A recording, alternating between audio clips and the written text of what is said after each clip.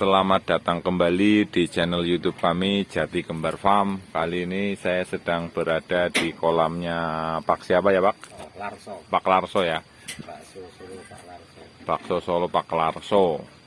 Jadi posisinya ini berada di bawah warung bakso. Ini lokasinya di mana Pak? Di Desa Pasir Kulon, RT Kecamatan Karanglewas, Kabupaten Banyumas. Kecamatan Karanglewas, Kabupaten Banyumas. Nah, ini sudah berapa lama ini Pak? Melihara ikan bawal nih. Kalau melihara ikan bawal sudah kira-kira 6 bulan. Itu kemarin yang pertama itu sudah 2,5 bulan itu sudah panen, dan ini sudah ngisi yang kedua sudah berarti 3,5 bulan. Yang isi kedua ini sudah 3,5 bulan. Iya. Sudah 3,5 bulan, dan yang isi pertama itu bagaimana Pak hasilnya, coba bisa diceritakan Pak? Untuk yang isi pertama alhamdulillah hasilnya lumayan. Kemarin pertama itu saya ngisi ikan bawal yang kira-kira gedenya itu 1 kilo 11 sampai 12 biji. Itu saya mengisi 160 kilo untuk luas kolam 8 kali 15. Itu dipelihara berapa? Dipelihara itu selama dipelihara 2,5 bulan, terus saya panen itu alhamdulillah dapat hasil 270 kilo. Berarti ada kelebihan atau keuntungan 110 kilo. Harganya 17.000 per kilo, ya. Harga jualnya 17.000 per kilo, berarti sekitar berapa itu? Berarti sekitar 1.870.000. 2 bulan seminggu itu dapat selisih keuntungan 1.870.000. Nah, itu ongkos produksinya berapa?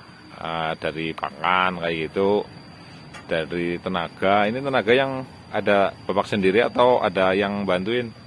Kalau tenaga saya sendiri ini untuk pakannya, karena kolamnya itu dekat dengan warung bakso, sehingga lebih-lebihan mie atau cucian bakso, lebihan sawi-sawi, itu intinya limbah dari warung bakso ini masuk untuk makan semua.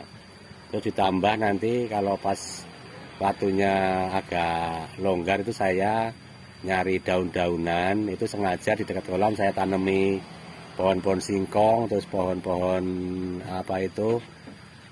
sente, terus ada racek-racek, itu intinya supaya nanti buat penambahan makanan yang hijau-hijauan.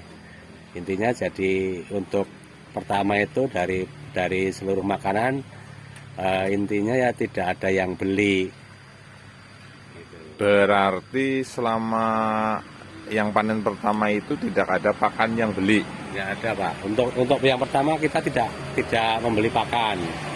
Kalau paling ya pelet Pak. Pelet itu paling 1 minggu 1 kilo untuk lihat perkembangan aja. Jadi kalau 1 minggu itu kan saya beli pelet 1 kilo untuk di pure aja, supaya kita ngelihat ikannya bisa mengambang. Jadi bisa ngelihat perkembangan besar kecilnya ikan itu. Oh, jadi kalau seminggu sekali Bapak itu naburin pelet, itu fungsinya buat ngelihat ibaratnya sudah segede apa, itu kan pada keluar ya. Kalau dikasih makan pada keluar, jadi pengen lihat perkembangannya sudah sejauh mana pertambahannya gitu ya Pak ya. Betul ya. Jadi fungsinya pelet itu supaya ikannya naik, jadi kita bisa ngelihat besar kecilnya itu sudah sampai mana gitu. Berarti pakan yang beli itu ya pelet 1 kilo itu berarti sebulan itu 4 kilo. Kalau ya berarti 2 bulan 8 kilo lah ya Pak. Itu peletnya harganya berapa sekilo? Kalau pelet itu saya beli seminggu sekali itu 6.500. Berarti kemarin 10 Pak. Kemarin kan hitungannya 2,5 bulan sih. Jadi kita beli kemarin pelet berarti 10 kilo, berarti 65.000. 65.000. Iya. Berarti dari keuntungan 1.700.000 870 itu, ya berarti cuma Kurangi biaya ongkos 65.000. produksinya 65.000 ya. 5.000 ya. Berarti menjanjikan banget ini ya Pak ya. Iya. Kalau misalnya pakan nggak beli loh. Iya. Soalnya kalau semua peternakan itu ongkos yang paling mahal kan di pakan. Di pakan, Mau Iya. kambing, sapi, Iya, iya. ayam, semuanya kan di pakannya. Iya. Nah kalau ikan bawal ini juga sama seperti kambing, Iya. ya kan? Asal makannya banyak Mak- gede. Makanya rumput Iya. hijau-hijauan gitu Iya. ya. Iya betul. Jadi untuk ikan bawal ini kan sebenarnya ikan yang makannya itu kalau istilahnya itu omnivora apa ya? Yang makan Ya, apa? omnivora. Akhirnya apa mau mulai dari tumbuh-tumbuhan, dari Daging. daging-dagingan, dari umbi-umbian doyan. Jadi intinya kalau ikan bawal itu atau ternak ikan bawal itu yang penting makannya banyak, cepat gede. Tetapi kalau makannya itu sebisa mungkin cari limbah-limbah yang tidak harus mengeluarkan biaya, itu akan menjanjikan. Misalnya limbah-limbah dari rumah tangga, limbah-limbah makanan dari warung makan, restoran, ataupun dari limbah-limbah sayur-sayuran di pasar itu kan kita tidak perlu biaya untuk membeli, sehingga keuntungannya bisa maksimal karena makanannya tidak harus beli. Nah ini kalau untuk lokasi kolam sendiri ini gimana Pak? Punya sendiri atau gimana nih? Kalau untuk lahan kolam itu kita ada kelompok tani ikan di desa di Grumbul Pekunceler ini, desa Pasir Kulon. Kita menyewa tanah desa. Jadi untuk satu kolam itu rata-rata untuk yang lebarnya 8-15 itu 1 tahun 200.000. Itu kalau satu kolam kan bisa panen, diperkirakan bisa panen 3 kali. Ya, jadi itu ya. Jadi satu kolam itu 1 tahun bisa dipanen 3 kali dengan jangka waktu pemeliharaan berarti sekitar 4 bulan ya. Iya. 4 bulan. Terus kalau awalnya emang sudah kolam begini atau bikin dulu? Awalnya itu lahan berbentuk sawah. Jadi waktu kita sewa dari tanah desa itu berbentuk sawah, kita bikin kolam sendiri.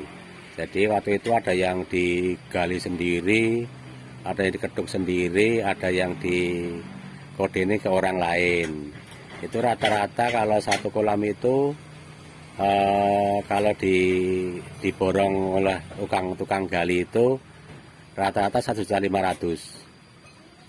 Per kolam 1.500.000 sudah jadi siap isi lah ya. Nah, berarti kalau untuk biaya produksi yang tadi 65.000 itu pakan, untuk peletnya ya Pak ya, Iya. tambah biaya sewa berarti 200.000 Iya. per tahun ya. Tahun ya. Jadi kira-kira satu panenan kan 200 bagi 3 ya. Jadi kalau untuk 1 tahun 1 kolam kan 200.000. Berarti untuk perhitungannya kalau 1 tahun bisa 3 kali, berarti kurang lebih untuk satu panen untuk sewanya itu 70.000. Iya, kurang lebih 70.000. Ya, berarti 70.000 ditambah 60.000 berarti 135 ribuan lah ya. 5.000 ya. Itu dalam 4 bulan. Itu biaya produksinya sekitar segitu dengan masa panen 4 bulan. Terus kalau untuk pangsa pasarnya sendiri gimana nih Pak? Gampang jualnya atau susah nih Pak?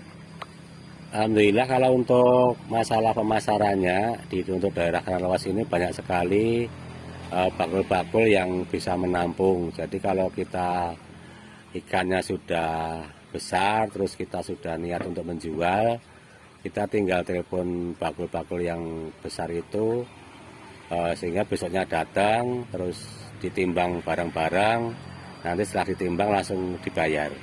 Jadi pada intinya tidak ada kendala dalam hal pemasaran ikan atau panen ikan kita ini. Biasanya masuk ke restoran atau masuk luar kota ini Pak? Restoran maksudnya dalam kota sini aja atau masuk luar kota biasanya?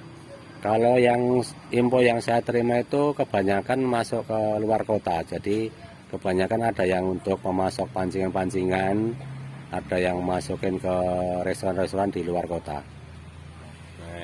Baik, terima kasih Pak Larso untuk ngobrol-ngobrolnya tentang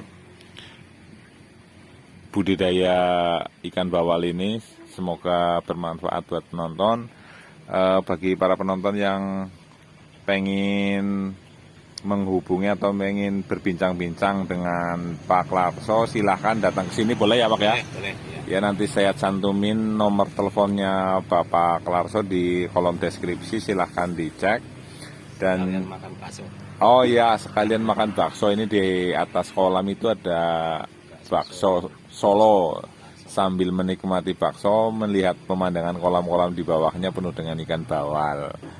Baik, terima kasih sudah menonton channel Jadi Kembar ini. Jika belum subscribe, silahkan di-subscribe. Kalau informasi ini bermanfaat, terima kasih. Ya, Pak.